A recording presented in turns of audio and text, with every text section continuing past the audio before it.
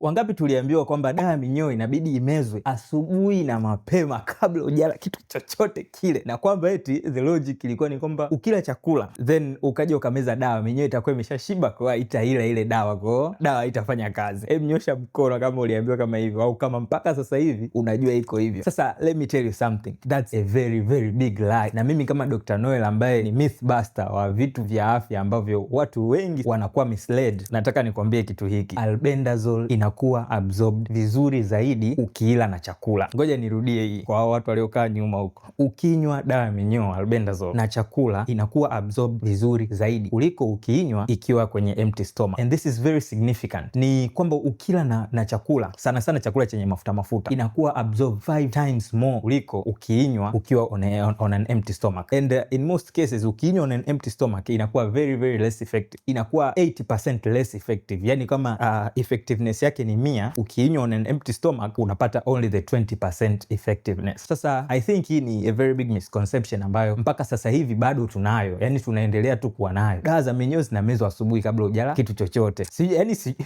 Sijui ilitokea wapi. I think inawezekana kuna dawa za minyoo za zamani kabla mimi mwenyewe hata sijazaliwa au sijaanza kusoma medicine ndo zilikuwa inabidi uzinywe hivyo. I don't know, maybe, lakini as far as I know, yani tangia mimi nimeanza kuijua albendazole, mechanism of action yake na indications zake na kila kitu, albendazole is best ikitumika with a fatty meal. It's best ikitumika with a fatty meal. Yani unakula chakula unapiga zako albendazole, safi kabisa.